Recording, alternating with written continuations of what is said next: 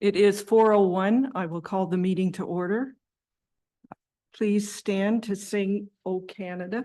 Maybe take that to it.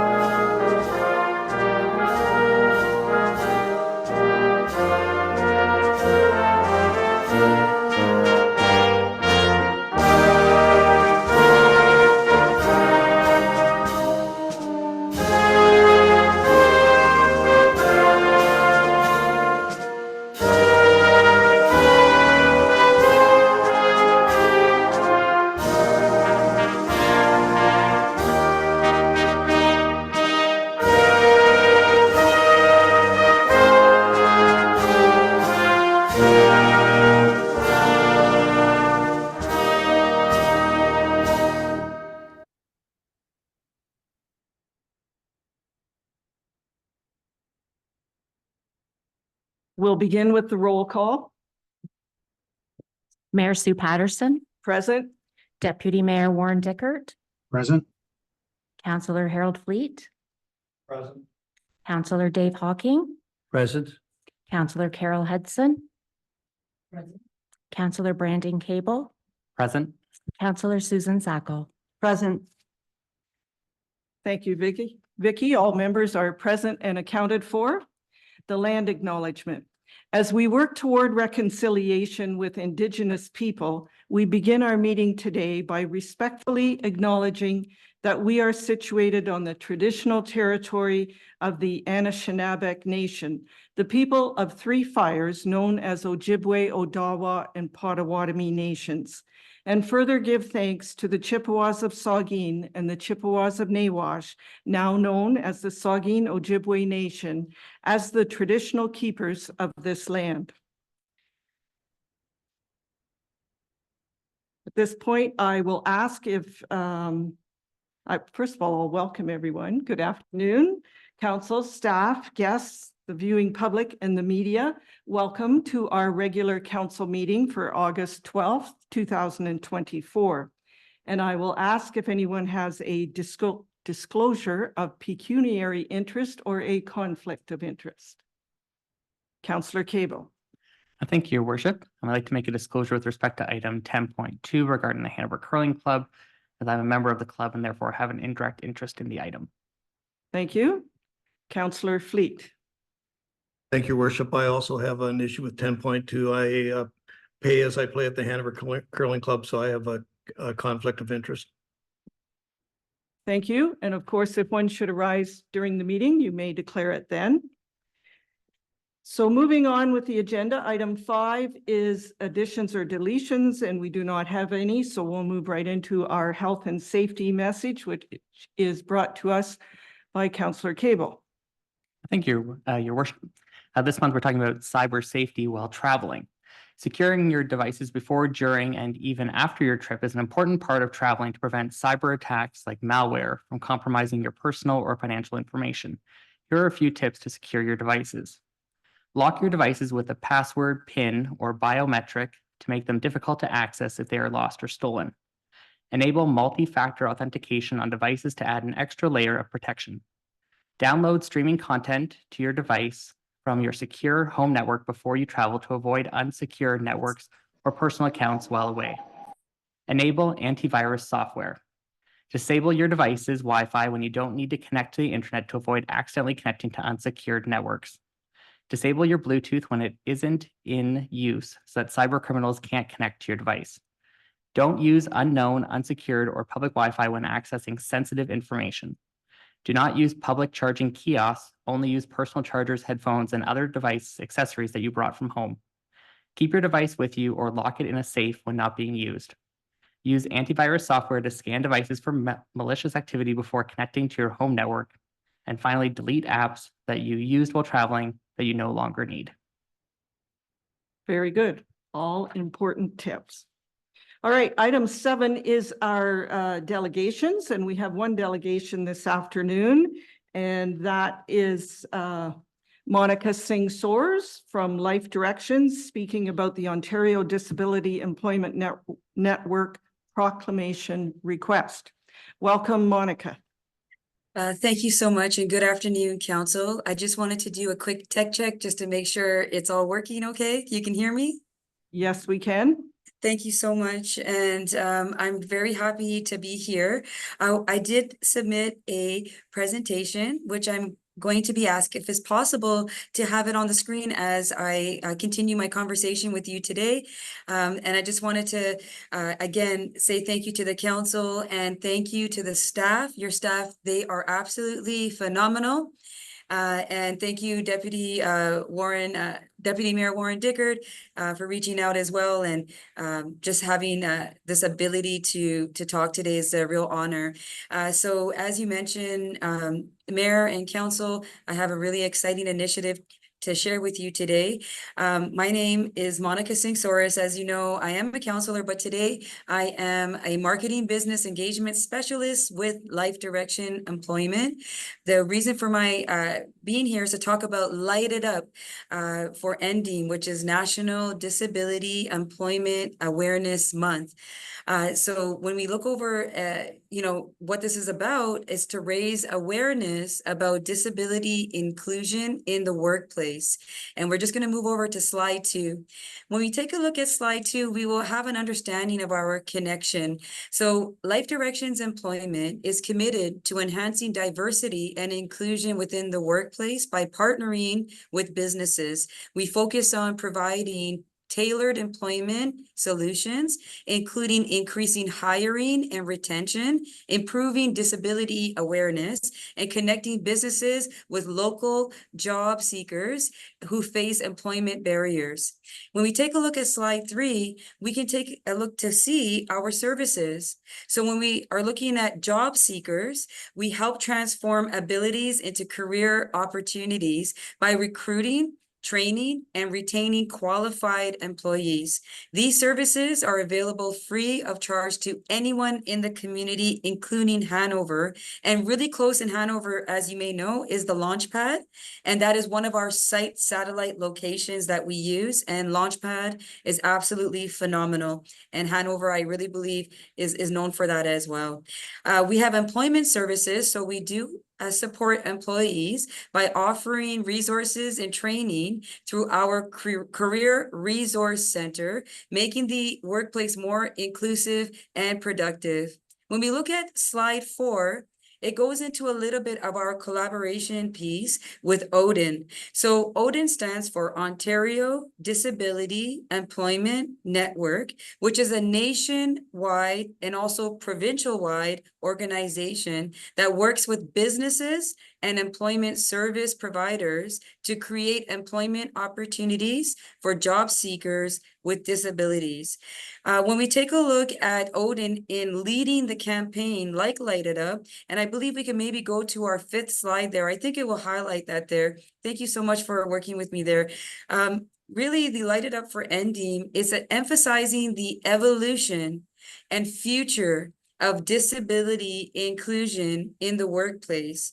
And with Life Directions, if we go to the next slide, the reason I wanted to kind of mention this at the beginning, Council, is that you'll see the collaborative piece in the next slide there. Yes, perfect. So you can see there that our partnership with ODIN allows us to leverage resources and promote inclusive hiring practices, ensuring businesses receive the support needed to create diverse and productive workforces.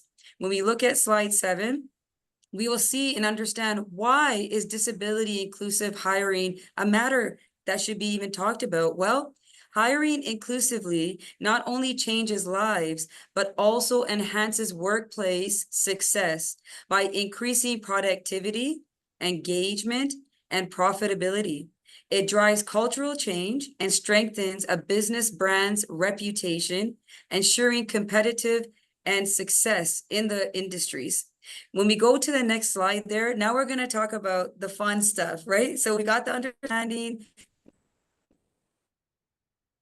I'm back. Okay. So when we take a look at NDEAM, it's an annual campaign held every October to promote disability inclusion in the business and workplace sectors.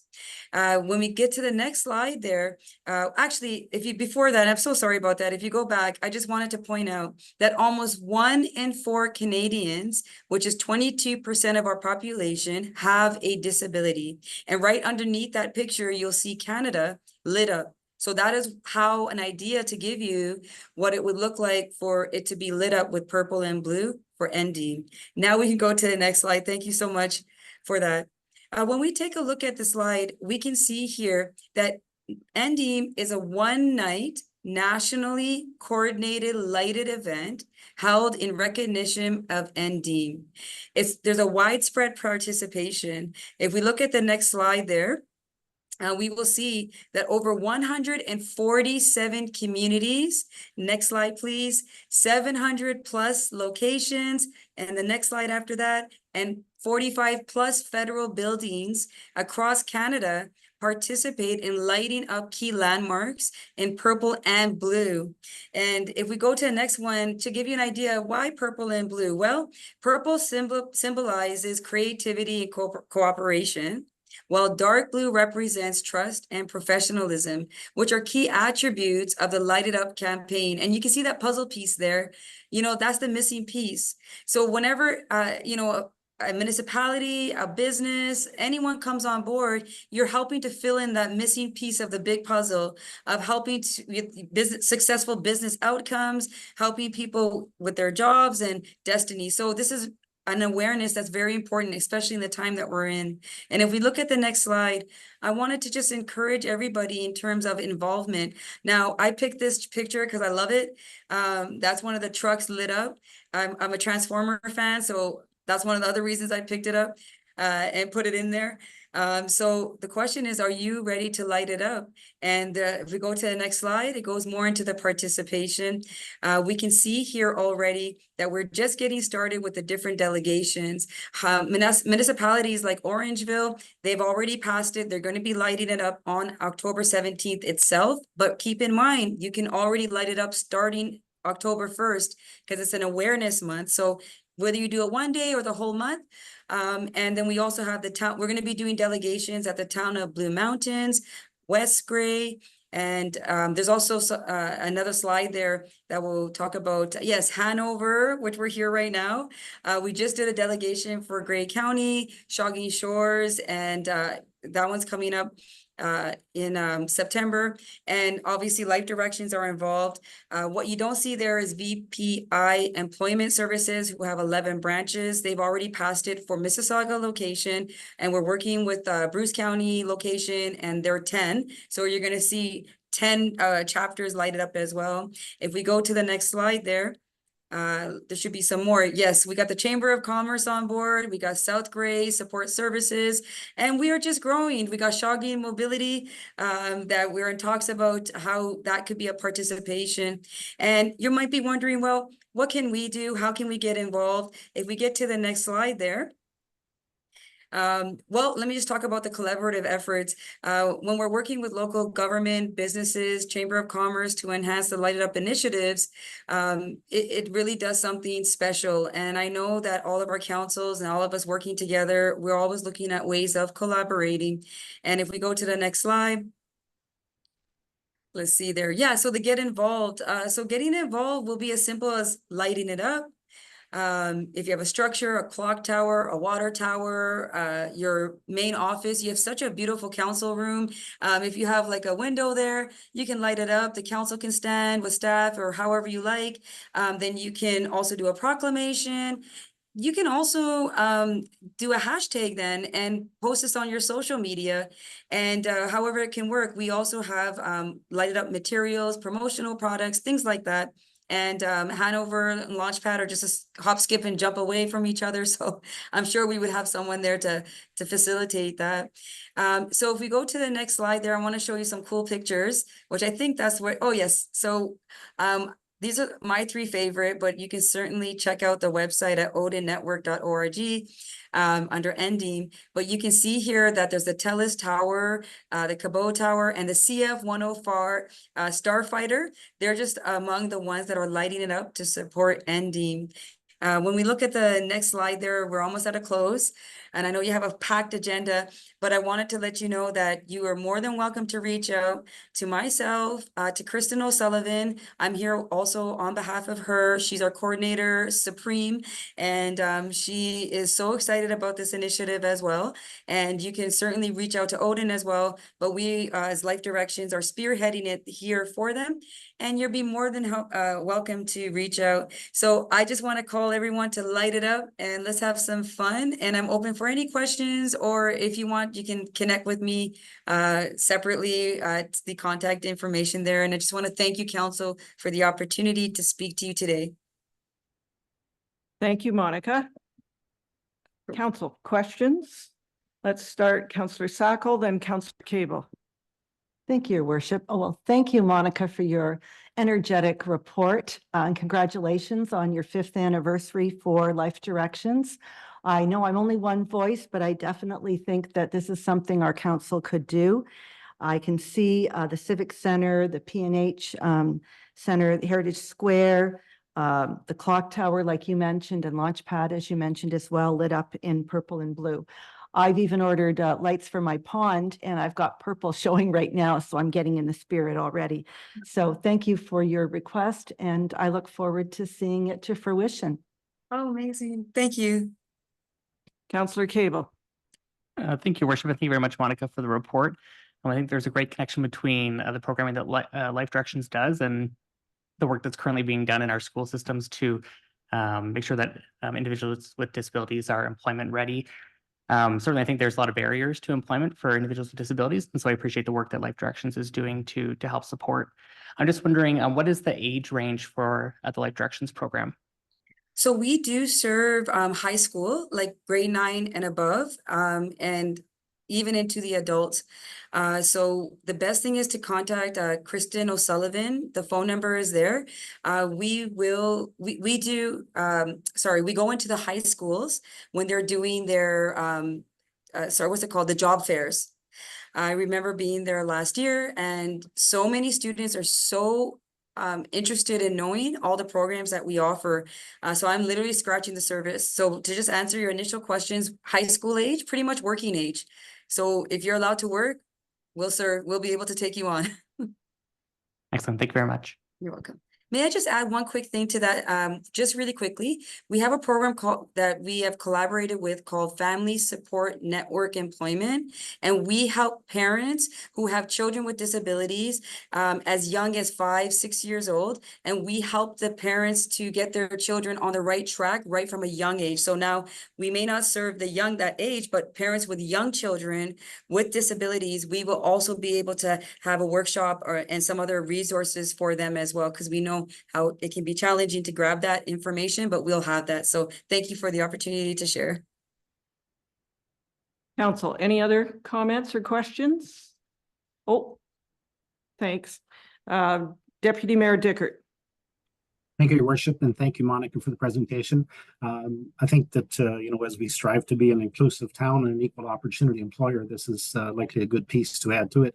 And I'm not sure we have the equipment ability to light things up in purple and blue right now. I think we talked about doing that for one other cause before, but I guess I'd be supportive of at least promoting this on our social media throughout the month of October at some points in time. And perhaps CAO Walden could fill me in better on what just our ability might be to do something like that. Thank you. So I'm going to suggest that we ask staff to bring back information with a sample proclamation that we can support if we so wish, along with the options that we are capable of doing, if that's all right. Did you want to add to that, Sherry, or? Well, just for council's awareness, really the only building that we have the ability to light up is the Civic Center. And in fact, that's just a recent thing. We have new lights installed, the ground mounted lights at the front that allow us to change colors. So that's the only building we have that capacity to add light, or colors, I should say, not add light. Thank you. So if council's in agreement, we'll ask staff for that. We'll give staff direction to bring back that information. So Monica, thank you very much. Good presentation on an important topic. Thank you. Thank you so much. Have a wonderful day. Thank you. Item 8, we do not have any business arising from the minutes, so we'll move on to 9, which is the council and committee of the whole minutes. And 9.1 is the regular council meeting minutes from last month on July 15th. I need a mover and seconder to put that on the floor. Councillor Fleet and Councillor Hudson. That meeting, we did have a public meeting for rezoning lands known as 854 24th Avenue from type 1 residential to type 3 residential site specific. It was approved. We also had a delegation from the president of the curling club, Courtney Mellish, looking for assistance with their condenser replacement. And Carolyn Cascanet, the CEO for the library, was here to give us an update. We did support a 3-year levy increase phase-in commencing in 2025 to meet the long-term loan repayment funding obligations for a future police station. And we approved, actually we awarded Linton Consulting Services, awarded the contract to complete an organizational review. Those are just a few highlights. Any questions or comments? Seeing none, all in favor of the regular council meeting minutes from July the 15th. That is carried. Item 10 is staff reports. And Deputy Mayor Dickert, if I miss your hand online, please speak up because my iPad is not working. So I don't see it in front of me. So item 10, staff reports. 10.1 is report PRC 1124. The subject is the P&H Center concession operational renewal. And it's from Laura Kristen, our Director of Public Works. Boy, now you got a really big portfolio. Yeah. Director of Parks, Recreation and Culture. And I need a mover and seconder to put that on the floor. Councillor Sacco and Deputy Mayor Dickert. Thank you. Laura. Thank you, Your Worship. Good evening, Council. So the Hanover P&H Center, we've been outsourcing our concession operation since 2015. And it really does play that critical role within our operations, specifically to provide that food and beverage to our patrons when we have events that have special occasion permits in order to meet that food availability requirement. So the current operator is Amy and Jason Moyes of Big Bites. Big Bites is also known in this area as being a food truck provider. And they initially started working with us back in 2022 when they were invited to set up in the parking lot. This is during COVID times in order to provide food and beverage during Barons games when we did not have a current concession operator. And over the past year, Big Bites has demonstrated their ability to provide concession services for the P&H Center and the patrons. They maintain a clean environment. They're willing to comply with our facility requirements as well as public health requirements. And as staff, we are recommending that Big Bites operators do have the knowledge, they do have the expertise, as well as that proven track record. And in order to continue providing that concession services at the P&H Center.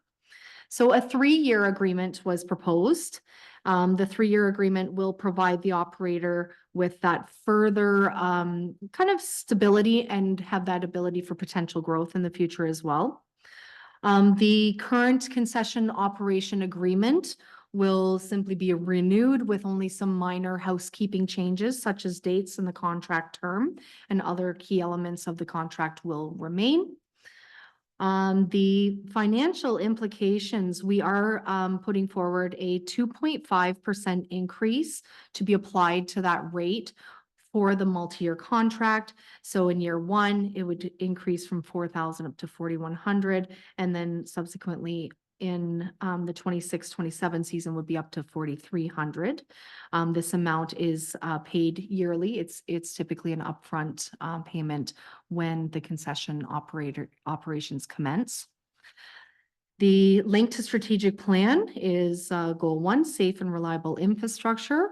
And the recommendation that's before you this evening is that report PRC 1124 P&H Center concession operation renewal be received, and that the mayor and CEO be authorized to enter into this 3-year agreement with Big Bites for the P&H Center concession operation.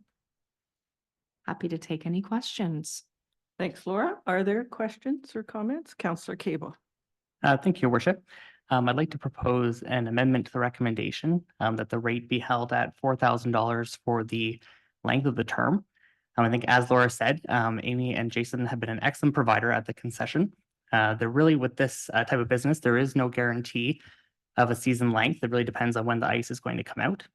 It's my understanding that they were the only bidder in 2023, and they're still paying significantly more than the last provider that we had. So that would be my suggestion for an amendment. You're moving that? Is there a seconder for that amendment? Councillor Hudson. Any further discussion on the amendment? Councillor Fleet. Thank you, Your Worship, and thank you, Laura. Big Bites did a, fantastic job with our concession booth over the year. The extended season with the Barons, and there always isn't going to be that extended season for the concession booth to be open. I know it's hard going forward for a lot of people in business right now, and a 2.5 increase isn't all that bad, but I would like to see personally maybe not an increase till the final term of their agreement, and give them the first 2 years at the 4,000, and the third year do the 2.5%. But that's just my own thought on it, or a 3% increase in the third year. So, which is be the $300. So, thank you. Any other comments? Councillor Sacco. Thank you, Your Worship. Just a question. Have they already agreed to the increase, the 2.5 increase? And what did they pay this past year, please? Through you, Your Worship. So in the past year, they was $4,000 was the contract. The increase has been presented to them, and there has been no opposition that has been shared with staff.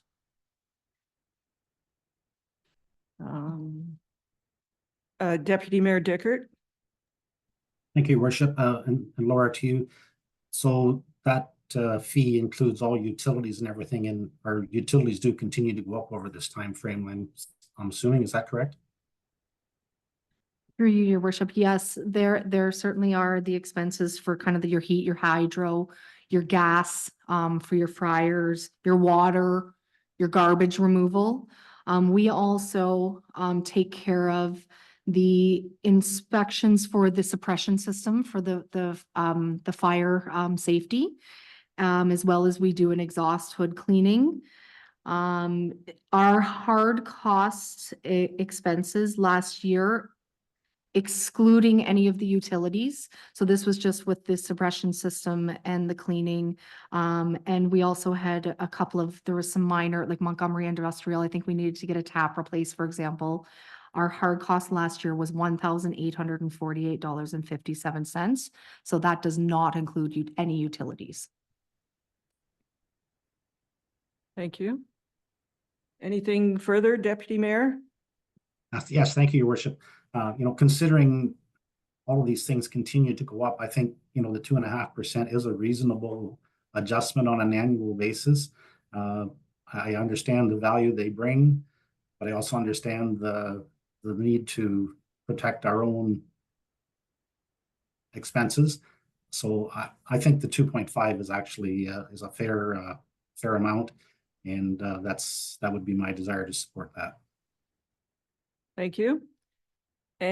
Councillor Cable? No, thank you, Worship. I guess my final question would be that when it was originally bid last year, was there an understanding that their next contract would have inflationary increases, or was it assumed that at the end of the contract, they would then get to rebid?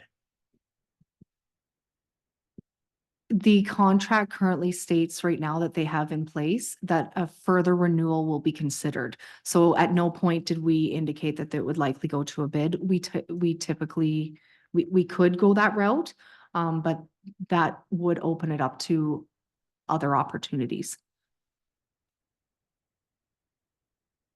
I will comment, 2.5% is not even the cost of living.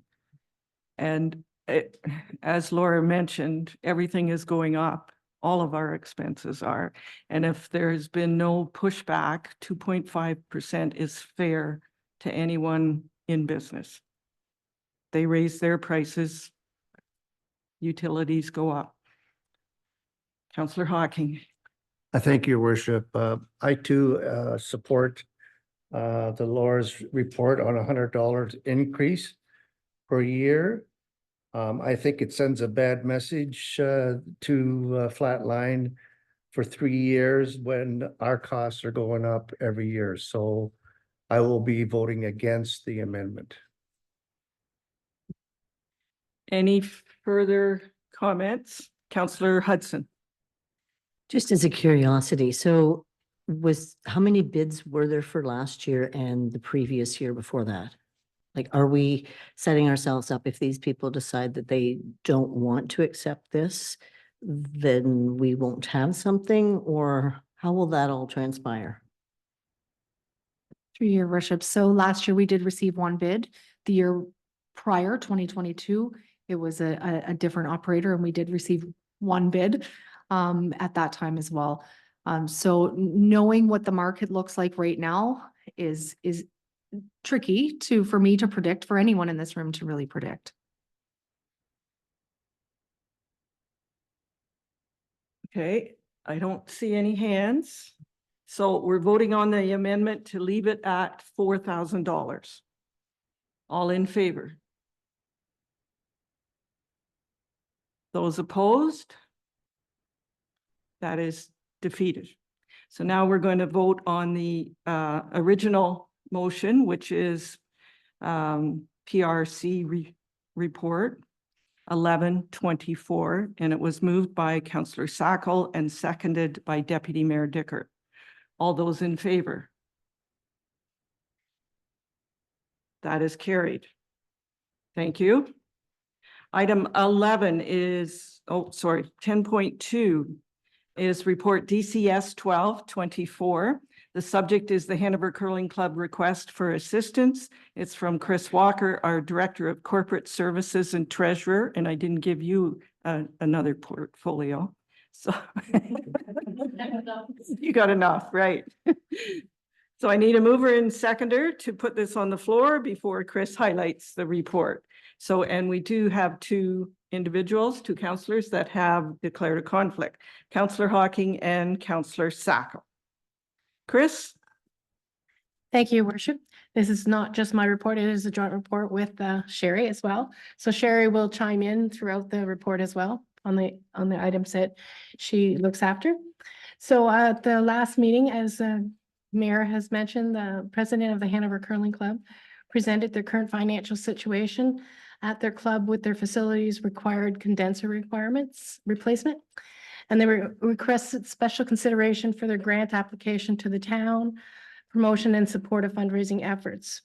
So council requested that staff provide a follow-up report with respect to potential town assistance. So we have 5 different options available here, or items to look at. The first is a one-time grant, as we provide to all organizations. We are recommending provide a one-time grant of $5,000, which is the max that we can do when they provide a presentation to us. For their operations, recognizing that their capital equipment will cut into their operational monies. So we give them $5,000 towards their operations. As of the time of writing this report, there was $1,750 left in the grants to organization budget. We are suggesting that we could take out $3,250 from our general reserves to increase that to the 5,000 max. The other option is to explore the land acquisition. Right now, the town leases that part of the land for roadway access on a yearly basis, and right now we have a 5-year term in place. And the purchase price of that property would have to be further explored with consideration for fair market value based on the current assessment on this land. The land is 66,000 based on our assessments. As we know, that's the 2016 values. And this exploring this option would actually provide a return on the town. So we provide the money in exchange for something that we're not providing elsewhere to anybody else. The other is that the town could look at providing a loan as a possible option, but in order to undertake this option, we would need to establish a loan policy for any such request versus proceeding with this one-off direction in order to remain fair and transparent and not set a precedent for all organizations. It is anticipated that the Salone program may be of interest to other community organizations if they catch wind of this, that we're doing this for others. And then the town assumes becoming a financial lending banker role for other groups. Keep in mind the town has its own services and buildings that require maintenance and rehab. And the town should not be in the business of being a financial entity. For other community groups, staff highly recommend this option not be pursued. I will bring it over to Sherry to talk about the feasibility study and the promotion. Thanks, Chris. So in addition to their financial requests, the Curling Club asked for consideration of the town undertaking a feasibility study for a new community facility. And you'll recall during our recent strategic plan that there was extensive community resident survey input as well as focus groups, and a new community facility was not identified as a need. Therefore, it is recommended that the town would decline to be involved as a lead role or undertake directly or financially a feasibility study for a community center based on it not being a strategic priority action recommendation. Should there be interested organizations in pursuing this, staff assistance to facilitate those initial meetings could be provided. If this proceeds beyond initial meetings, then the interested organizations would need to assume that leadership role to move it forward, as well as the financial undertaking for that process. From a promotion and support of fundraising efforts, this is available to all of our community groups now. Through our website, you have the ability to add events to the community calendar, and you do that as a community group and you can add those accordingly. So that's certainly available to the Curling Club as well as other community organizations. The other thing that we would suggest is when they are having events that they would tag the town through their social media with their event information and or share with staff. That allows us then when we're tagged, so to speak, to share it accordingly as opposed to having to go look for it, you might say. So those options are an option for the Curling Club as well. Chris is going to reflect the financial implications of those the financial request area.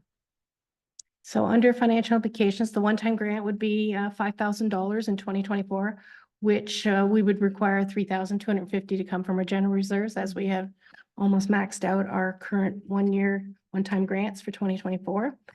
Exploring the land acquisition, depending on the cost, we can only assume the minimum would be at least $66,000 based on the assessment. And those funds would come for our investing in Hanover Reserve Fund, which we use for any new future capital investments, so possible parking area as well. And the other is based on the assumption, if you wish to be a banker, to provide them up to $75,000 for their condenser loan, but it would have to be repaid over a maximum of 10 years, which would mean we'd need $7,500 plus interest required from the Curling Club, and based on their current financials that they provided to us, it does not look like that would be feasible for them. And as we notice, we would need to establish a loan policy if this option were pursued. And again, we recommend that this not be a precedent that be setting for other user groups. So the link to the strategic plan is Goal 2, healthy and welcoming community, Goal 3, strong and vibrant economy, and Goal 5, open and responsible government. The recommendation is that this report DCS 12-24 for the Hanover Curling Club request for assistance be received, and that council provide direction to staff with respect to financial assistance to the Hanover Curling Club, and that council support the direction with respect to the feasibility study request. Thank you. Counselor Hawking. Thank you, Worship. I'm just wondering if I heard you correctly, Chris, where you said the town of Hanover currently pays the curling club lease every year for that roadway? Correct. We have a 5-year agreement in place. I think it's $3,300 this year, and then it goes up 3% each year thereafter for the 5-year term. How long have we been doing that? It has been in effect before I even started here, so early 2000s, even prior to that. It's basically the piece of land that's behind it, almost the same size as the curling club, but not quite. And then the rest of it belongs to Foodland, that part. So we basically go around in our parking lot, go around the curling club, and technically we're on private property. And then there's a piece just at the entrance from the, I think it's 12th Street, is that it? 12th Street, yes, 12th Street. Is it the piece of property that is west of the curling club that runs into Foodland? It's west of the curling club and it's between the curling club and that apartment building. Right, And it's right, basically a major drop on right. the land, sorry. And then it goes, the piece of property would be, almost look like a driveway for the Foodland. That you come off 10th Street, go right through to 12th, but there would only be that, I don't know how many feet it would be. It's not very big. So if we're paying $3,300 a year, and we've done it for, I bet you 30 years, there's $90,000 that we have been just throwing out as a lease. I would suggest that the best option, if it's reasonable, is to purchase the land, and you could turn that into a parking lot, or It would be limited parking. It depends because of the drop. We can only get so many in there unless you build it right up. That would be a call for our Director of Public Works, how they want to do it. Right now, there is parking that's parallel parking more than actual parking spots. well, I just looked at when Dr. Mellish made the presentation, talked about the membership number. It's pretty difficult for that limited number to take on a fundraising effort, and yet at the same time, the curling club is definitely an asset to our community. So I'd like to see something work here, and from my perspective, the best option would be to supply the money through the purchase of the property. But that's just my opinion. Thank you. Thank you. Deputy Mayor Dickert. Thank you, Your Worship, and thank you for the report. I certainly want to see the Hanover Curling Club be successful. However, I do not support option 1. I feel that sets a precedent that we cannot continue with for other organizations across the town. I would support further investigation of option number 2. I think the purchase of that land is something that interests me, but I would like to know, just similar to Councillor Hawking's questions there, what does that piece of land actually look like? Also like to know what access do we have on the east side of that building to get out to 12th Street between, I guess, the lands between the Legion and the curling club. Does the town actually have property they own that gets us out there? So certainly think needs more investigation, but I do support option number 2 for further investigation. Option 3, I do not support. I don't think we should be getting into the loan business. And option 4, to initially assist with the feasibility study. I think that's that I can get on board with that. And I also support option 5, which through the promotion and support of the fundraising. So that's where I stand on this. So thank you. Thank you. Other comment, or Chris, you want to respond? Yes, through you, Your Worship. The parking lot right beside the curling club is the actual town parking lot for all of the Legion. It has that big tank in the middle, and that all goes out to 12th Street as well. So that's our property right now that we own. So all that goes down behind the curling club, goes down almost to where the Foodland building is. But keep in mind that that laneway, that part is Foodland's, only that piece behind Hanover Curling Club is the other piece of land that they own. But the town owns the whole parking lot all around it. on the east side. So if I may, Chris, Yes. and maybe we do need more information, the apartment building that used to be called the Legion Apartments, which is not the Legion Apartments, but that's how everyone refers to it. What about the parking in front of that building? Is that the town lot? And That's all those- part of the town. It's So that- basically Eighth Avenue. It's basically in there, but it's Eighth Avenue and part of the parking lot is all theirs. Only the Legion parking lot themselves is the part that's south of the Legion. In between the two buildings there, but on the west side of the Legion is all the town parking lot. And on the west side of all that apartment building that you've labeled as the former Legion building is the town's parking lot. So the whole area between the curling club and the Legion and the apartment buildings is all the town's parking lot. Anything behind the apartment buildings or to the sides of them are theirs. But a Good to- lot of them do use the parking lot for their own purposes for that. Yes, good to know. So. All right, any other discussion? Deputy Mayor Dickert. Thank you, Your Worship. And just, I guess, further to that, I personally would like to see a sketch of some type that would maybe lay that out a little clearer for me. I know you're doing a great job of trying to describe that, Chris, but I would like to see a bit more detail as to just what piece is what there, if that's possible. Very good. Councillor Sacco. I'm in agreement. Thank you, Your Worship, with Deputy Mayor Dickert. I think I'd like to know how many parking spots will we be able to access if we purchase that land?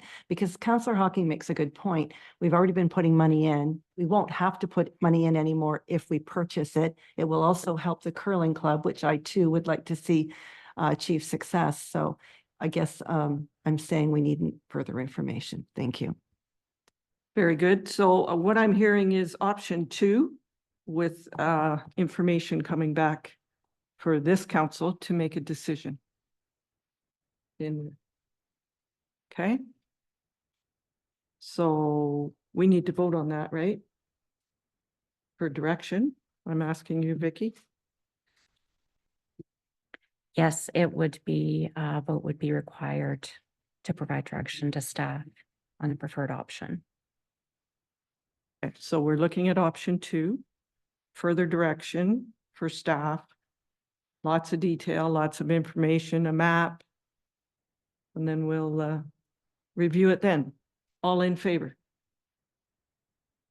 That is carried. Very good. Item 11 is committees of council minutes, and we have 2 sets, and I need a mover and seconder to put that on the floor before we highlight those. Councillor Fleet and Deputy Mayor Dickert. Thank you. Well, I was looking, so good. So the first one, 11.1 is the Planning Advisory Committee meeting minutes. Councillor Fleet. Thank you, Your Worship. Planning Advisory met on Tuesday, July the 9th. I'll just give some of the highlights. Number 4, minor variance application number A3-24, 428 18th Avenue. This would be Urban Spa. They would like to place a sign at the rear of the property. The owner intends for the sign to face current business, which is Tim Hortons drive-through. Although sign bylaw prohibits signs at the rear of properties, a proposed sign will not cause any issues for the neighboring properties. Next set would be number 6. This is a site plan control agreement at 118th Avenue. This is with 2176058 Ontario Inc. This is the Volkswagen dealership. The Secretary Treasurer examined the site plan control agreement for the property located at 118th Avenue. Address requirements related to parking, buffering, signage, and a 96 square meter extension at the rear of the building. And number 5, this was a site plan agreement, Teeswater Concrete, 34176 Gray Road 28. The Secretary Treasurer examined the site plan control agreement for the property located at this location. The plan outlined an additional expansion, the existing concrete batch plant of 3,000 square feet on the southwest corner of the property. And that's all I have to report from planning. Thank you. Take any questions. I don't see any hands, so we'll move on. 11.2 is the Finance Committee meeting minutes from July 22nd. And at that meeting, we determined our Finance Committee schedule and reviewed the budget assumptions. Are there any questions with that set of minutes? Seeing none, I'll ask the question. The motion is to receive the information and approve the recommendations contained in those two sets of minutes. All in favor? That is carried. Item 12 is bylaws, and we have one bylaw, and I will ask for a mover and seconder for that bylaw, Councillor Hocking and Councillor Cable. And I will ask the clerk for the intent of the bylaw. Bylaw number 3313-24 is a bylaw to confirm the proceedings of the Council of the Town of Hanover at its regular meeting held on July 15th, 2024. Thank you. It's been moved by Councillor Hocking, seconded by Councillor Cable, that bylaw number 3313-24 be introduced and that they be taken as read a first, second, and third time, finally passed, signed by the mayor and the clerk, sealed with the seal of the corporation, and inserted in the bylaw book. And I'm going to assume there's no questions about the confirming bylaw. All in favor? That is carried. Item 13, we do not have any correspondence requiring action, so we'll move on to item 14, which is reports and correspondence for information. And the first one, 14.1, is report FI 0524.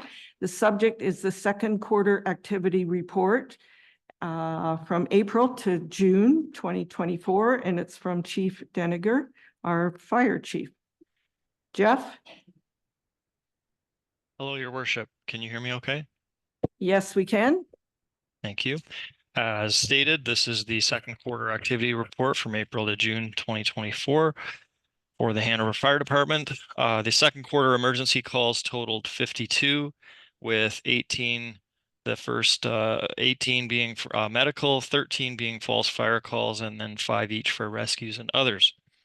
Annual calls to date equaled 109. With medicals being number 1, false fire calls number 2, and other being number 3. In total, in this quarter, we had 34 inspections, 19 reports issued, and 15 inspections still in progress. For the quarter, we had 7 alarm for life inspections, and 3 were compliant, which is a 43% compliance, which is a little higher than the year to date. Public education, we had 9 total activities with 749 participants and 28 hours. There are no financial implications. The link to the strategic plan is open and responsible government. The recommendation is that report FI 0524, second quarter activity report, April to June 2024, be received for information. Thank you. Are there any comments or questions for our chief? Councillor Fleet. Thank you, Worship, and thank you, Chief, for your report. I just find it interesting, your medical calls over since 2020 to 2024. There seems to be quite an increase to 37. Is there any reason for that, or is it just with the emergencies being shut down, is there more demand on the fire department? I wouldn't say there's more demand other than we're going to a lot more vital signs absent calls, I would say. I'd have to run a report to see specifically where those medicals are going, but just in my experience, we're going to more vital signs absent, older population. So we're going with paramedics. Sometimes we get there first, sometimes they do, and we assist. With the new mandate, we have to do CPR for a much longer period of time and help with transportation to the hospital, continuing CPR. Yeah, thank you. You know, it's great to have you guys available. You guys do a great job, and I really appreciate it, and so do our citizens. So thank you. Councillor Hudson. Thank you, Worship, and thank you, Jeff. I'm wondering if you could speak any more to the false alarms. They seem to have gone up considerably as well. Is there any particular reason for that? It's a combination of both perceived emergencies as well as equipment malfunctions. Again, I'd have to run a report to drill down on specifically which one has increased. I would say both have. Perceived emergencies are people call 911 because they think something's wrong, their alarm's going off, they don't know why, or they hear an alarm from a house, they're not sure why it's going off, so then we attend to investigate and make sure there is nothing wrong. I would say that from experience would be the reason that the number's higher. I would not say we're getting a lot more equipment malfunctions. I would say more so it's the perceived emergencies. So our public is just more aware of everyone around them then, I guess. Yeah, I Thank you, believe Jeff. so. Yes, and certainly, Councillor Hudson, that there's more alarms out there, which is great, but sometimes they malfunction. Mhm. So people will call in and say, "Hey, man, my alarm's going off. I'm not sure why." Okay, that's great. Thank you, Jeff. Okay. Thanks, Jeff. That's it for comments and questions. Item 14.2 is report PW 1524. It is the wastewater treatment plant operations report. It is from Ron Cooper, Director of Public Works, but Ted Knapp is our Chief Operator, and he is going to highlight the report. Welcome, Ted. Thank you. Yeah, so this is the operational report for the wastewater treatment plant from April 1st to June 30th. Some of the highlights and major activities during this period include, so we hauled biosolids from May 7th to May 10th. I think there was about 3,800 cubes went on to the approved NASM site. May 13th, we started chlorinating and dechlorinating for the year, and that will continue to September 15th, not September 30th. There were general repairs and maintenance to the plant equipment throughout the quarter. And then starting in July, we started doing diverting more flow to the west for stress testing to hopefully get a bit more capacity at the sewage plant, depending on how the tests go. Is there any questions or concerns? Councillor Sackel, then Councillor Cable. Thank you, Your Worship. Thanks for your report, Ted. Just for clarity reasons, could you explain what anthill is? So an anthill is we call it the anthill, but it's actually an old digester. So we use it as a holding tank to thicken the sludge before sending it to the sludge holding tank, the big sludge holding tank. Okay, thank you. And secondly, I know I was fascinated by this last time when you gave a report, but the turkey parts that are evident April 30th and June 20th, is there a fine or anything if we have a problem with turkey parts? And what can Exceldor do about not getting the turkey parts through, all of that? Just if you could clarify, thanks. So when we do receive a lot of turkey parts, they get an email and a phone call to make sure their side is like their trash removal equipment is working properly. We give them a good heads up. I don't believe there is a fine as of right now for it, but they're generally pretty good at finding out why we're receiving the parts and fixing things on their end. Sounds good. Thank you.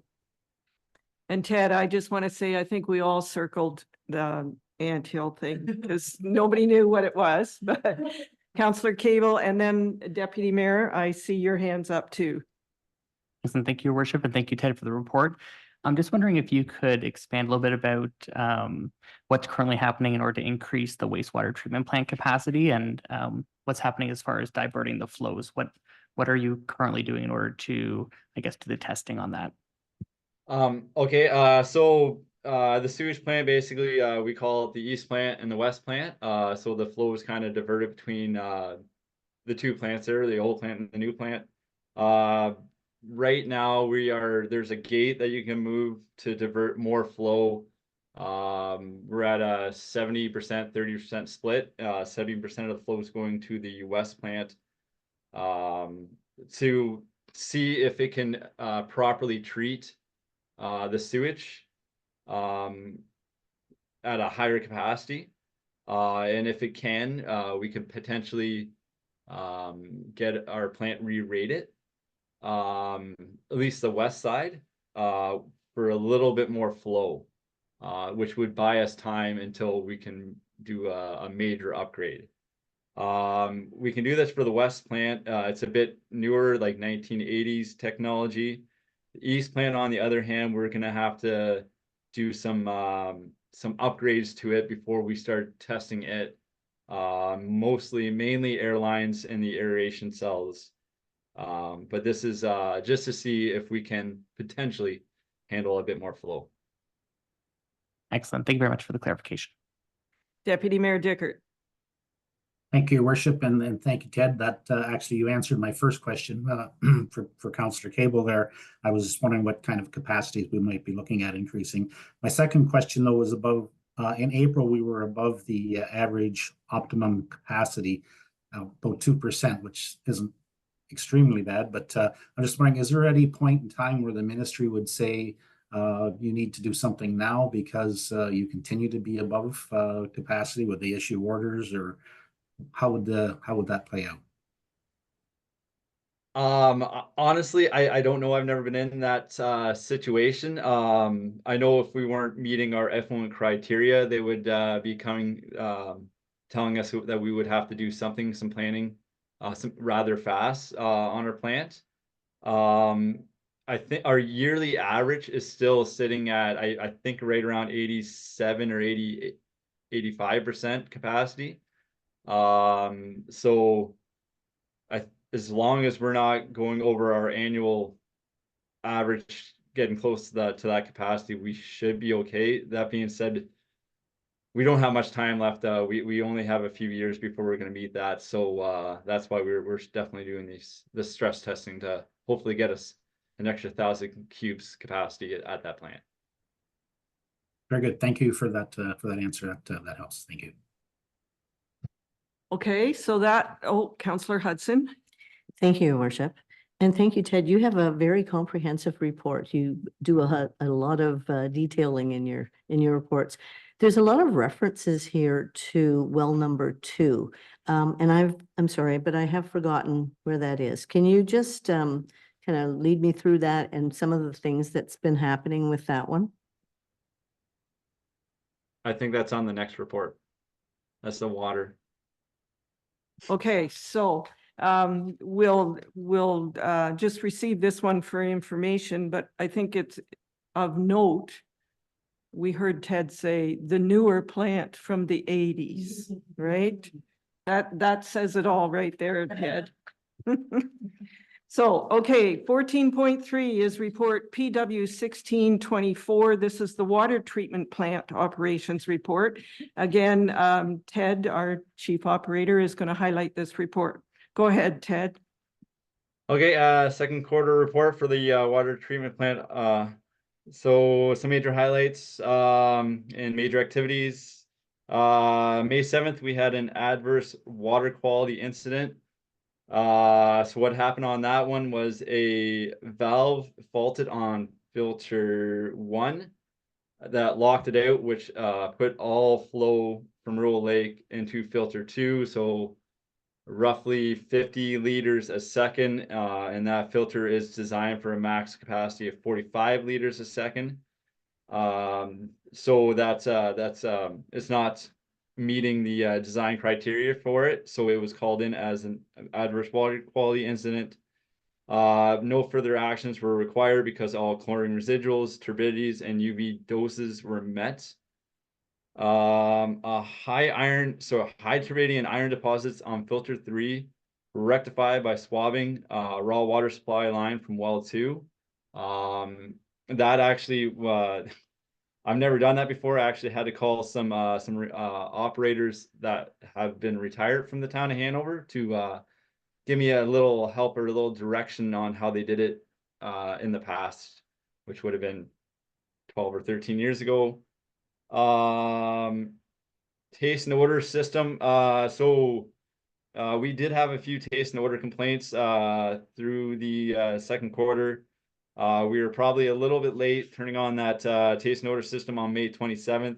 But we were very somewhat quick turning it up to it's at level 4 now. We had it at level 4 by July 9th.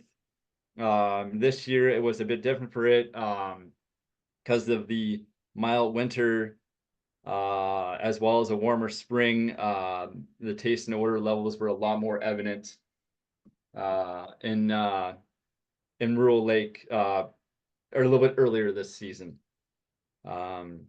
And on June 13th, we did the risk assessment, the 36-month risk assessment with the distribution guys as per our DWQMS. I'd be more than happy to answer any questions if anyone has any. Thank you, Ted. Councillor Hudson. I forget what I asked. The references to well number 2. There were quite a few notations about well number 2, and I've forgotten where that is, and maybe you could address some of those issues. So well number 2, we were having issues with iron deposits, and that's hence why we swabbed that main, which has rectified, like helped greatly with the iron deposits. That main was very dirty. I was just a bit slower on doing that because to be quite honest, I've swabbed new mains before. I've never swabbed that long of a section of main and not a overall water main. So I had to do my research, and I had to definitely talk to some older operators on exactly how to do it before I did it. Hope that kind of answers your question. And where is well number 2? What well number 2 is kind of behind Morrow Lake there. It's a couple kilometers away. I think it's on Morrow Lake Road, I believe. Okay, that's very good. Deputy Mayor Dickert. Thank you, Your Worship. Ted, just following up on the taste and odor treatment, I'm not sure how you selected does monitoring lake temperature, would that assist? Should we be looking at doing this sooner? Is there a lot of cost involved in initiating that at an earlier date? So the taste and odor system is very expensive to run. That's why we don't have it on all the time. To kind of give you an idea, so right now at level 4 that we have both UVs running with all 16 lamps running, where when we don't have taste and odor on, we have 1 UV running with 2 UV lamps. So your hydro costs go up significantly, as well as we add a lot more hydrogen peroxide to treat the taste and odor, which is also a very expensive chemical. Generally speaking, we generally always put it on at the end of May or start of June. Colder temperatures, we might hold off till the start of June. This year, we started to notice the taste and the water, and that's how we do it. We taste the water going out of the plant. We noticed it the week before. I think we were about 2 weeks behind turning it on, and we should have probably put it almost right away to level 3 or 4 instead of going level 1 and level 2, then so on and so forth.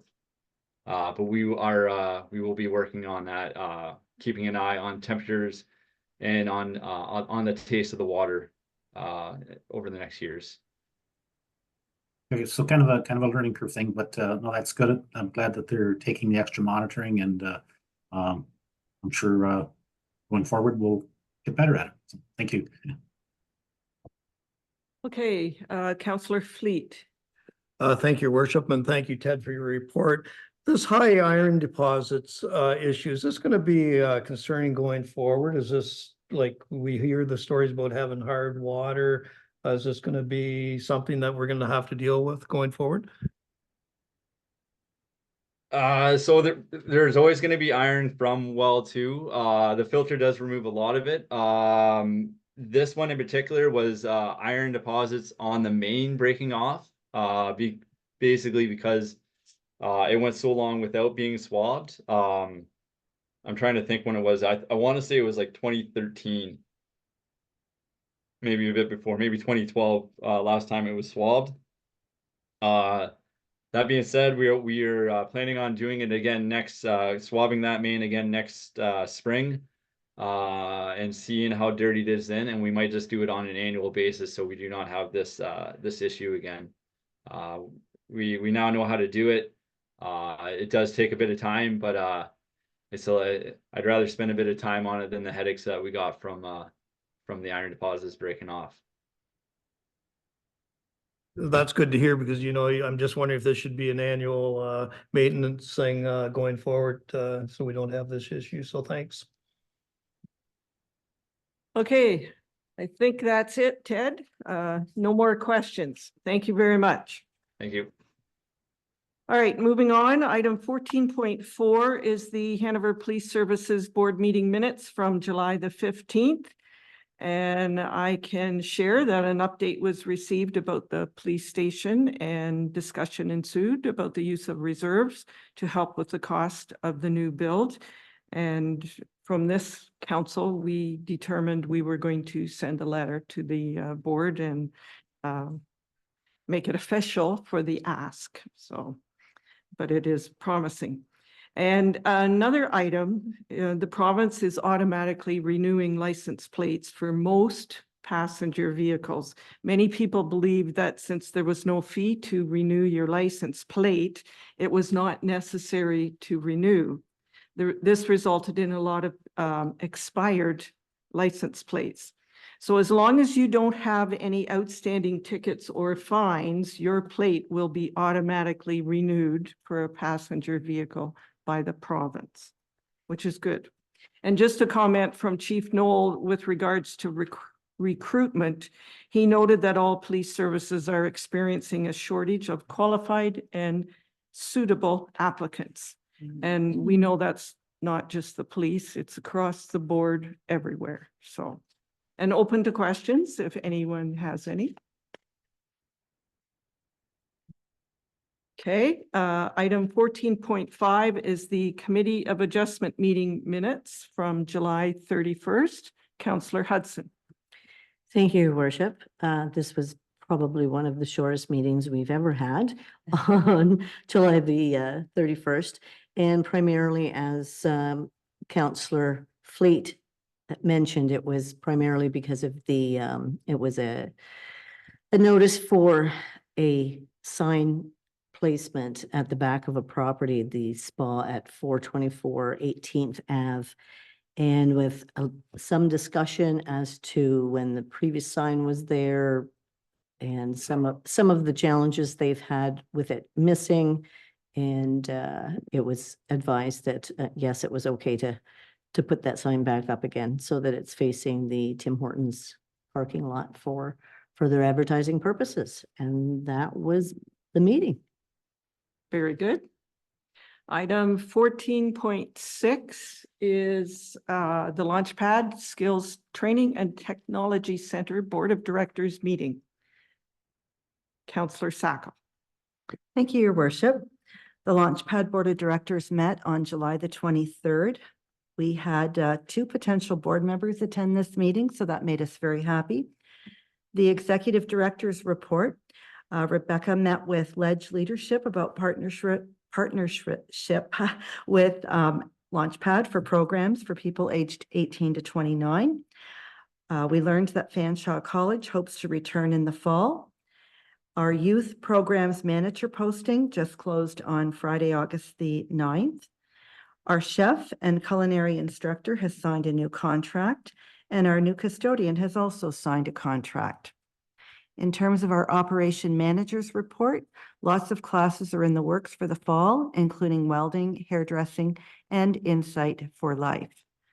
Under other business, Launchpad will be at the Hanover Raceway on Saturday, September the 7th, as the nonprofit group that day. Secondly, Hanover Chamber Lunch has been planned in our event space on Wednesday, September the 25th. And we hope to have events in place for Culture Days this fall.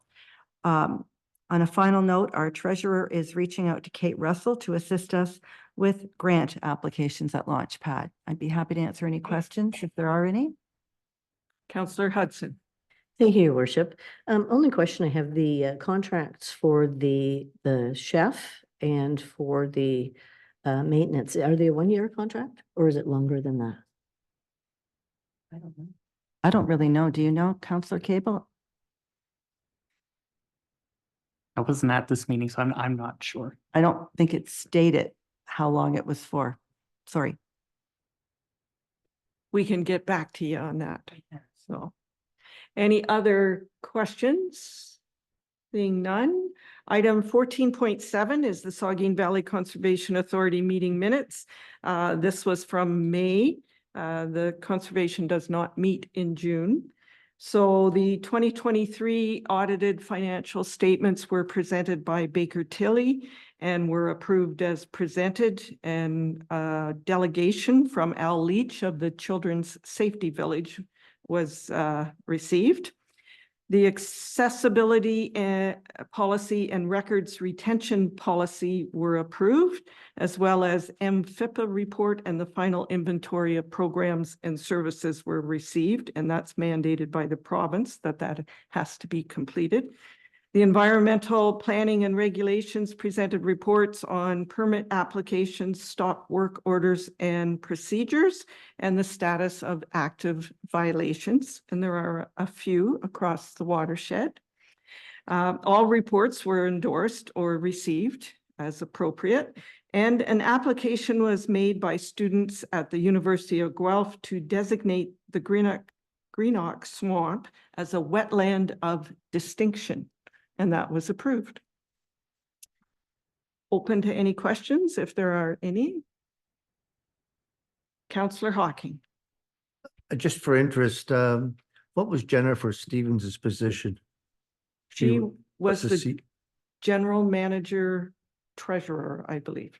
She the lady that made the presentation here? Yes. Okay, just so I put her face to name. Thanks.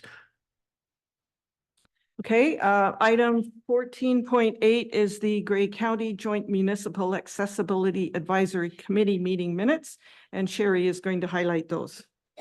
Thank you, Your Worship. The Grey County Joint Municipal Accessibility Advisory Committee met electronically on July 18th. And there were no Hanover projects that this committee reviewed or provided input, but they did provide comments for some projects in neighboring communities, one being Riverside Park redesign in West Grey, as well as the transit accessibility plan for Grey County. So those are some items that some of our residents may access at some point in time. And they also received a CNIB research project correspondence. That's it. Thank you. Item 14.9 is the Grey County Council and Committee of the Whole highlights. On the July the 11th meeting, Council received the Year 4 update on the Grey Bruce Local Immigration Partnership Program, which everyone refers to as GBLIP because it's much shorter to say.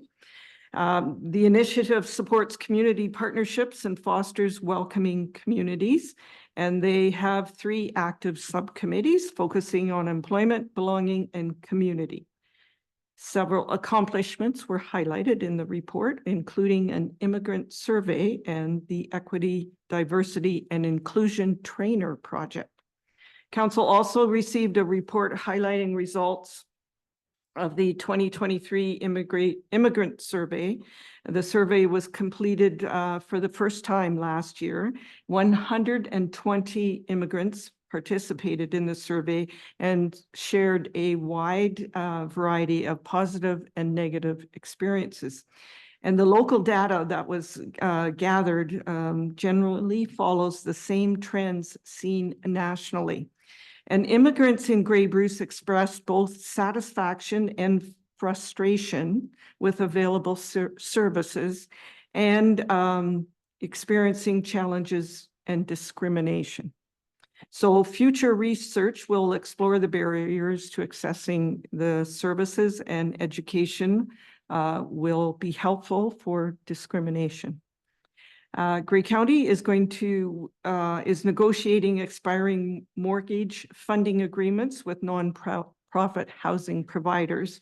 And these new agreements protect the local nonprofit housing supply and sustainability, which the county is mandated to provide those services.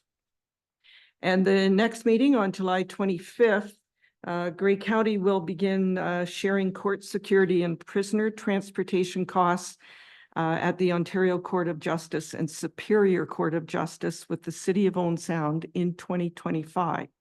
Currently, these court expenses are the sole responsibility of the local municipality. And because the courts are in Owen Sound, they serve the entire region, and the costs are rising and putting unfair burden on the taxpayers of Owen Sound. So Grey County voted to create a cost-sharing agreement with the city, and these costs are estimated to be $230,000. Council further discussed future advocacy to the province to change this funding system. And I do want to say that Hanover and West Grey does not use that court. They use Walkerton, but Northern and Southern Bruce Peninsula uses the court in Owen Sound. So it's a bit of a trade-off there. And also, council received the July 2023 to June 2024 Climate Change Initiatives Update. You all received one on your desk, and they presented a recap of the projects and the public document highlighted the previous 12 months of progress. And in here, Hanover, each 9 member municipalities are highlighted, and Hanover is being shown for the net zero fire hall, the 2 new level 2V EV charging stations, and Earth Day. So that's good. It's a good read to see what the other communities are doing. And of course, open to questions if anyone has any. Okay, very good. Item 15, we're on to councillor and staff updates, which I'm calling good news and celebrations. And we'll start with Councillor Fleet, if you have any. Thank you, Worship. It's been a busy summer. July the 20th, I attended the Wiener Dog races at Hanover Raceway. I couldn't believe the huge crowd. Like, it was just a fantastic day, and thank you to Hanover Raceway. I also played in the Warden's Golf Tournament with Deputy Mayor Dickert, Chatsworth Mayor Chris Mackey, and Deputy Mayor Terry McKay. I think those guys should stick to being politicians. July 27th, attended Music in the Square, Eat Well Market. Thanks to Saugeen Artists Guild for participating in the market. Also, thank you to local talent, Lisa McCune, for her performance in the square.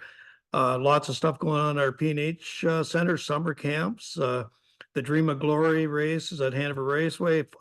Amazing fireworks. Huge thanks to everyone at Hanover Raceway. Attended the fair weekend, and again, thank you to Hanover Egg Society for providing such a affordable weekend and fun weekend for families. Thank you. Any good news and celebrations? Councillor Cable, and then Deputy Mayor Dickert.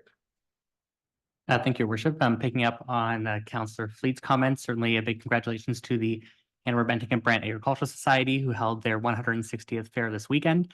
Many volunteer hours went into the planning that resulted in, I think, what was really a fabulous community event that was free of charge for all attendees.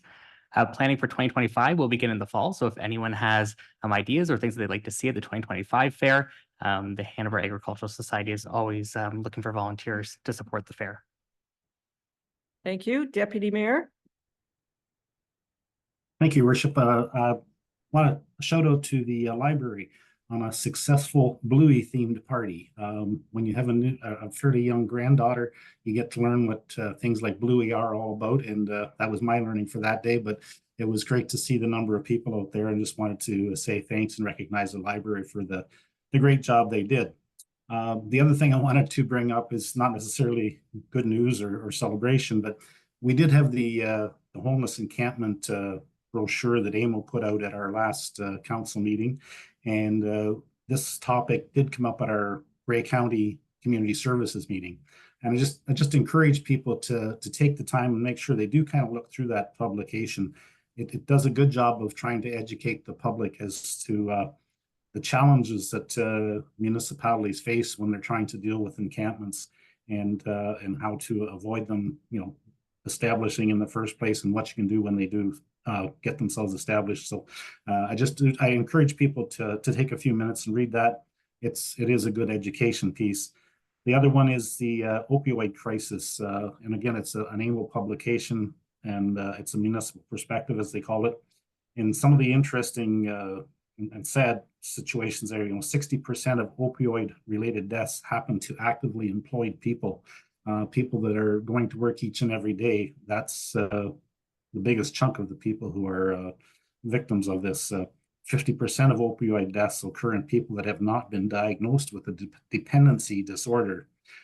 Grey County paramedics now have a machine that allows them to test drugs, the drugs on the street. In order to be able to use this machine, the paramedics themselves have to be granted exemptions under the criminal code to even be able to handle these drugs. So it's kind of a long process. There are 3 paramedics who have been granted that exemption, and so that's something new that's coming into to Grey County. And just one other statistic: the Canadian Centre on Substance Use and Addiction estimates that more than $250 million annually in police and paramedic costs are attributed to opioids. So I know I believe Sherry had shared that with all of council, that document, and I believe, will it be available on the website for the public if they want to look at it as well, Sherry? So we're looking at adding a link to the AMO website so that people can access those policy documents through the council meeting section. So we're looking at adding that. So that would take them to the AMO website, at which point they can access those documents. Very good. Thank you. And sorry to be a downer, but it was good information that we talked about at the community services meeting. And I just wanted to make sure that the public and council is aware that it is something that we're looking at, and they're doing a lot of work on trying to take on that challenge. Thank you. Thank you. Any Councillor Sacco, then Councillor Hudson. Thank you, Your Worship. So my husband and I were part of the Food Cycler pilot project this year, and it ended, and we sent in our reports, and we are still using it. So I think that was a great thing. I'd like to thank the town of Hanover for bringing that forward to our residents. We also tried something new with Cedar Down Farms. We had never partaken in that project, but a lot of people in town do. And it's so convenient to just be able to go over to Launchpad every 2 weeks and pick up our vegetables. And they're so fresh and so amazing. So I thank Cedar Down Farms for that. I'd like to congratulate Smitty's on their 75th anniversary that they celebrated this weekend. There was so much action going on around town with the Hanover Fair as well as that. And of course, congratulations to that committee. Wow, the fair did such a great job, and the 2 car shows happening, that was wonderful. So thank you to all those volunteers out there to make that happen. Thank you. Councillor Hudson. Thank you, Your Worship. I just wanted to put a mention out there to the grassroots committee that put on the Hippie Fest. It was a really good event that used to the capacity, the Hanover Park, the great Hanover Park we have. And you would be very surprised to know how many people in Hanover have musical abilities that they've been hiding for a very long time. They had a great day, and a lot of people met friends that they hadn't met for a long time. So it was good to see our park utilized in that way as well. So congratulations to that committee as well. And again, to the Ag Society. It was a great day, all age groups. The music was great in the evening. And again, all the different age groups, right from little wee guys dancing right to, some of the seniors that were there for the group in the band in the center. So well done for them. Okay, I just have one thing, and that is to give a shout out to council. Over the last, I'd say maybe 10 days, I've received two comments, very specific, saying it's great to see council out supporting all these events and volunteering.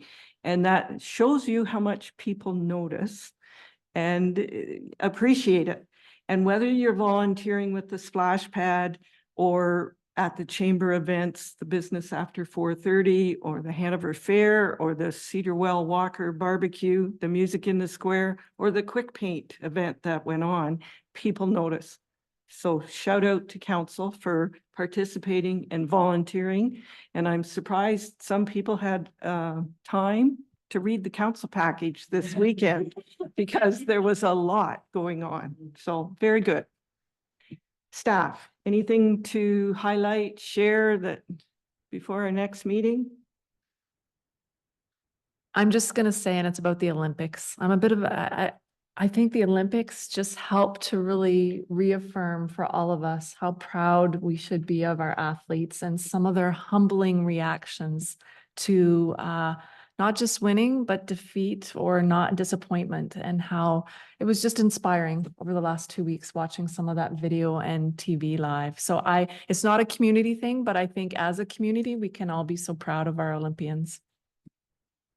We'll have our own set of Olympics. So, all right, so we'll move on. Item 16, planning and other meetings, again, on this agenda and on our website. Just one note there, the Hanover Police Service Board is not meeting in August. They are meeting on September 16th. Dates to remember and announcements. The next committee of the whole meeting is September 3rd at 4 p.m. The next regular council meeting is September 16th at 4 p.m. And a reminder, the municipal office will be closed on September 2nd, which is Labor Day. At this time, I will ask if there are any notices of motion. Seeing none, we do not have a closed meeting, so I need a mover and seconder for adjournment at 5:32. Councillor Sacco, Councillor Hudson, all in favor. We're adjourned.